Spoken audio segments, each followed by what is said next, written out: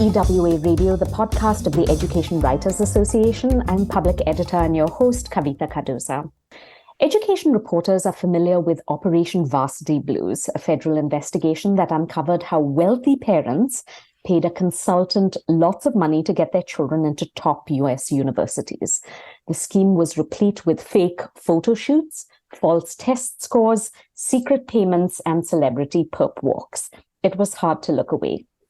But our episode today is about a story that's far more difficult to capture on a Netflix show and far more compelling. I'm delighted to speak with Evan Mandery, a Peabody and Emmy Award winner and author of 8 books. We're going to talk about his latest, Poison Ivy: How Elite Colleges Divide Us. Thank you so much, Evan, for making the time. Thanks so much for having me. I loved the book, and I thought the name Poison Ivy was so clever. How did you come up with it and the idea for the book? If you've read it, you know that the book is a lot about the interrelationship between elite colleges and affluent suburbs.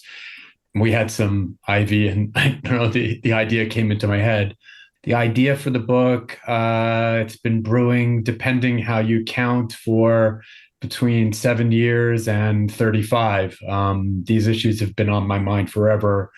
There's one phase of this which began where I was having a dinner with a friend of mine from college. And he was an alumni interviewer and I was not. And I was sort of disaffected in some ways by my experience, but certainly very disaffected by Harvard as a social actor. And he said they were on balance a good social actor. And he cited the Harvard Financial Aid Initiative. And I said, if anywhere near half of Harvard kids come from families making the median income, you win. And it wasn't anywhere close. So let's talk about your premise. You argue that elite colleges have deep structural systems that help develop and maintain an apartheid education system, like inequality is baked into the DNA. What do you mean? Well, I mean it at a host of levels. I think they reinforce a narrative about the qualification and deservingness of students who have elite status, that by implication says something about the lack of qualification or undeservingness or unworthiness of students who don't possess elite degrees. And I'm in the middle of my 23rd year teaching at CUNY, where about 2/3 of our students come from families making less than $30,000 a year. And I don't see anything about that argument that rings true.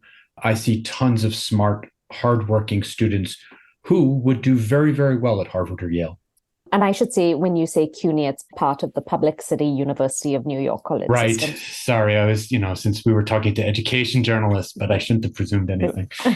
And my parents both went there, so it's like always been part of my family's vernacular, So when you say that, you mean if you've gotten to an Ivy League, you've worked really hard, you deserve it.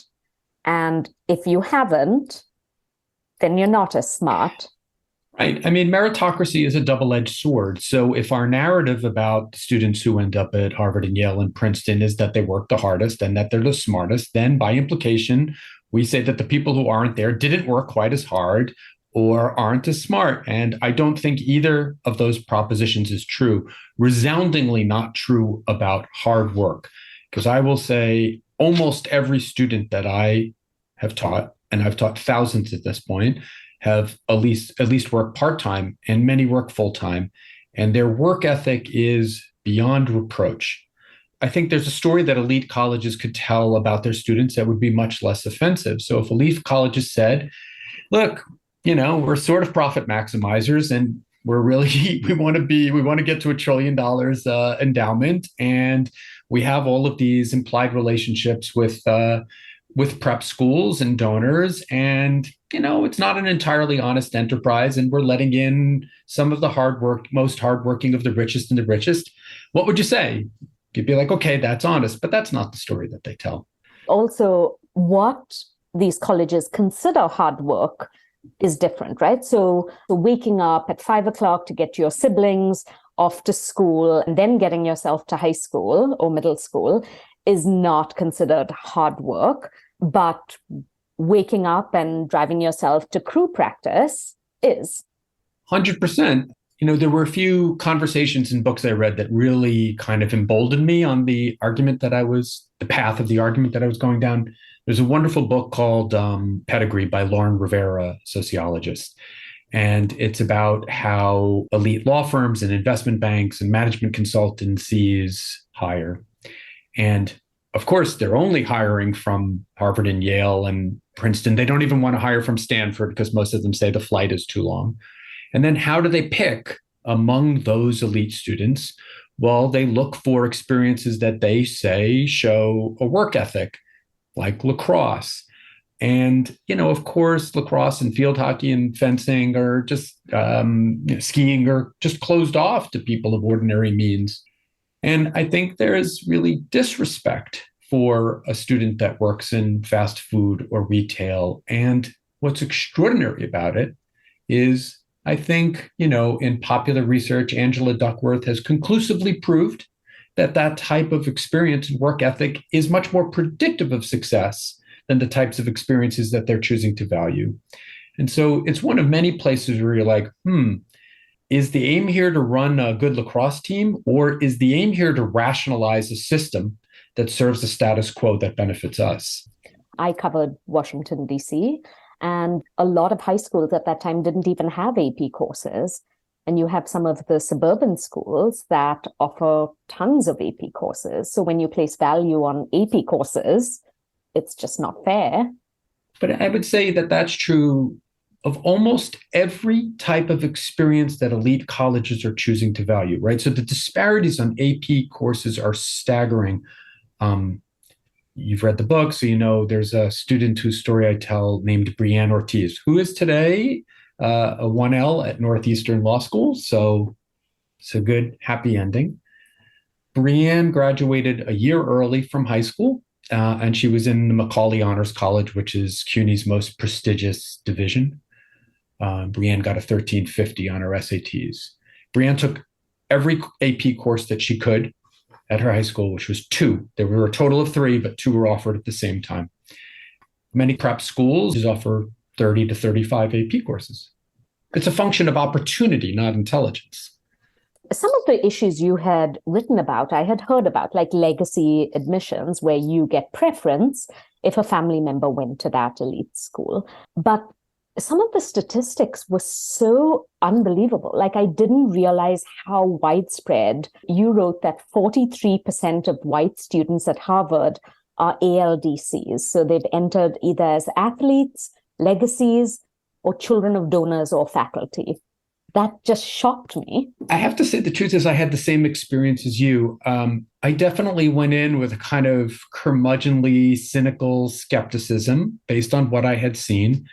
But I think I'm open-minded. And after I settled that bet with my friend, I just kept taking a deeper and deeper dive. And then as I looked at the data, I was like, oh my God, it's so much more outrageous than I had ever understood, right? So what we're saying is that there are these pathways that are foreclosed to students of ordinary means. And you're like, okay, well, if they're letting in a few rich people, but that's paying for them to let in a lot of poor people, there's a certain level of corruption that we could all tolerate.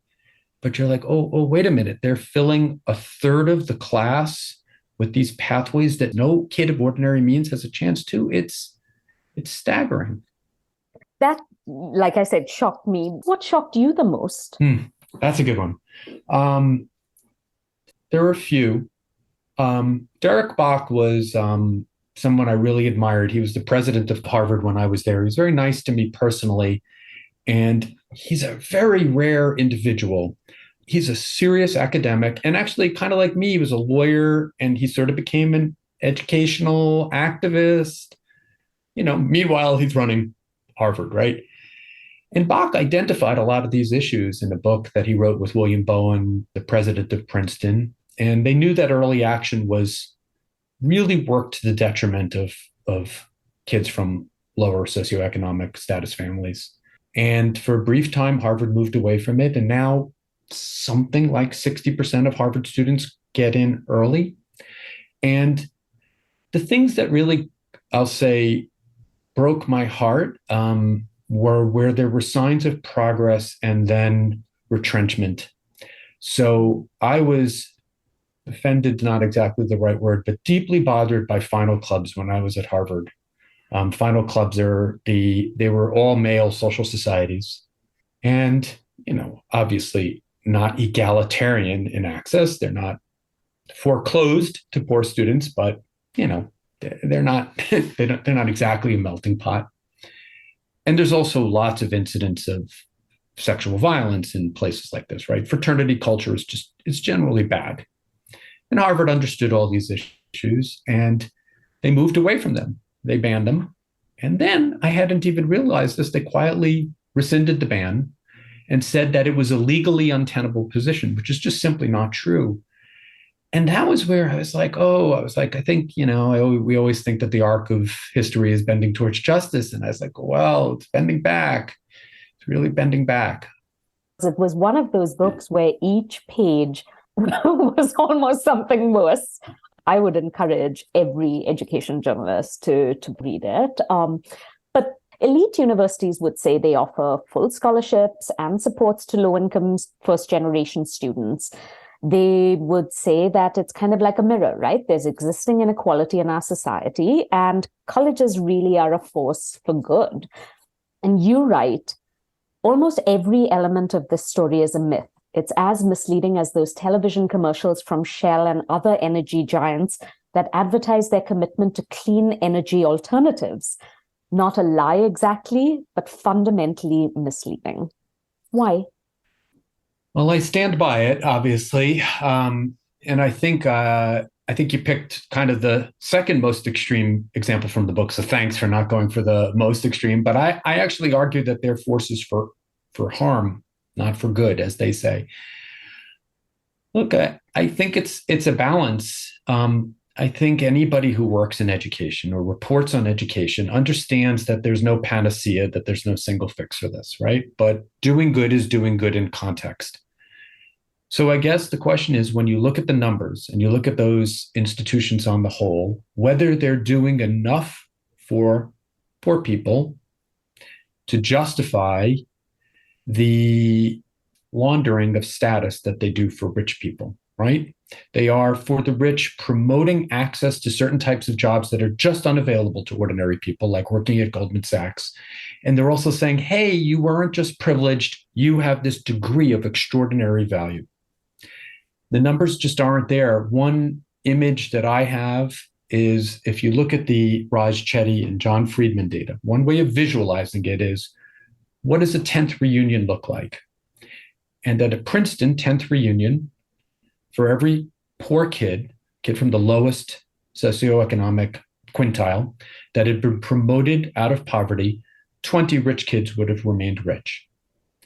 So sure, they are promoting some poor kids out of poverty, and I guess we should say that's good, but I would say they're doing the bare minimum, and they do get something massive in return, which is they get a massive tax break. They're treated as nonprofits, and it's extraordinarily valuable. Charlie Eaton, a sociologist, UC Merced, estimates its value collectively at $20 billion per year. Are they doing enough good to justify that taxpayer incentive? Not by a long shot for me. You got your undergraduate degree from Harvard as well as your law degree. Do you go back for school reunions? I don't. The first time I thought about it a lot, after that dinner I had with my friend, I got an op-ed published in the Times about legacy preference, and I wrote a piece. Huffington Post took like curated content still at the time, and it was why I'm not going to my 25th reunion. And nothing changed. Not that I expected anything to change in response to what I wrote. And I wrote a second piece. It was on CNN, CNN.com, why I was boycotting my 30th reunion. I have to say, I was emboldened by the reaction. A handful of ordinary people wrote me and said that my argument resonated them with, but overwhelmingly my classmates on the Facebook page were very, very dismissive and said somehow it was about attention grabbing. and nobody reflected on whether it was true. Obviously, this isn't an argument about people. I have friends who are athletes and friends who are legacies. I'm not sure I know who's who, but it's an institutional argument. It's about opportunity for people going forward. And I see that it is highly challenging, maybe almost impossible for people to acknowledge that they benefited from the system in certain ways. I revere colleges. There's a sense in which it's what makes me grieve so much is that Harvard could be this extraordinary force for good. It's lost opportunity. I mean, give me $50 billion and let me go to work on creating opportunity, for poor students of color in America. I can get some stuff done. And I know they could, right? I analogize James Conant, who was the president of Harvard, who oversaw the creation of the SAT, also oversaw the Manhattan Project. So I guess if they could get the atomic bomb done, they could get this done. That was going to be my follow-up. Did you recognize these issues when you were a student at Harvard? Or was this only when you began teaching at the John Jay College of Criminal Law? I knew that I didn't fit in precisely when I was in college. I'm obviously white, so I didn't conceptualize of it in race terms. I did know that there were almost no people of color in my class. I knew that I didn't fit in class-wise. And over time, I came to reconceptualize my experience through a class lens. But I knew that there were some practices that I thought were highly problematic. I credit my wife. My wife is a sociologist, and my wife is not a white male. And seeing the world through her intellectual lens and through our shared life changed me. And I'm teaching 23 years, and I love teaching, by the way. I've taught exactly one privileged white student in my entire career, and she was a graduate student in our PhD program. You'd have to be a very callous person not to be moved by the sort of experiences that I've seen people have. I'll tell you a funny story. John Jay had its annual fundraiser a few months ago. We raised $1 million at our annual fundraiser. And I was like, well, that's great. And thank God for the president of our college, whom I greatly admire, and our development director, who's my friend. And I was like, what would we do without this? And to put that number into perspective, we earned about half as much as Harvard passively earned on its endowment that day. And that was our best day. And that's their worst day and doesn't include what they raise in donations. Are you hopeful? And if you had, a wish list, 1, 2, 3 points, what would you hope for? Well, I'm very hopeful. I'm not necessarily the world's most optimistic guy, but I am very hopeful in this regard. This is a problem that it's an elite problem that elites can fix. And I have to presume, right? I think the case I've laid out is irrefutable in this sense. I don't think anybody could read my book and think that elite colleges shouldn't be doing a lot more. So maybe they'll disagree and say they're not forces for evil. I don't think that's not really my words, but they're not net harmful to society. But could Harvard and Yale and Princeton spend down 4.8% of their endowment every year instead of 4.5 and dedicate that money to creating opportunity for lower SES kids? Of course they could. And I have to feel that through a host of mechanisms that I hope the students at these colleges will be outraged by the reality of this case. And I hope the alumni will respond to it. And I think they can hear it. There's going to be some people that can't hear this at all. And I understand this. What you call willful blindness. Yeah, there's a lot of mechanisms at work that make it easy to be blind. And the other thing I'll say that makes me hopeful is that there are, I call them 1% solutions, but there's no, Harvard and Yale and Stanford, they don't have to do it all on their own. They don't have to be perfect. Being a little bit better would be a lot better. And I do have confidence, given the extraordinary intellectual and financial resources at these schools, that if they dedicated themselves to combating inequality, they would make headway. I used to do a series a long time ago where it was called Beating the Odds, and it was about, poor students who overcame tremendous difficulties and were off to college. And the stories were like heartbreaking. They always got more kind of feedback than all my stories the rest of the year combined. And I was speaking at a conference once, and someone said, you shouldn't do stories on beating the odds. You should do stories on changing the odds. And I kept thinking of that story when I was reading your book, that it's not the one or two extraordinary students who manage in spite of everything being against them. It really is, we need to change the odds. I agree. I mean, I get emails every time. I'm sure you get the same every time you publish something. So there was a chapter of my book which was printed in The Atlantic. And this guy, he literally told me about his poor Black roommate from college. And that story sticks in people's head. And they're like, see, it's not racist. It's not classist.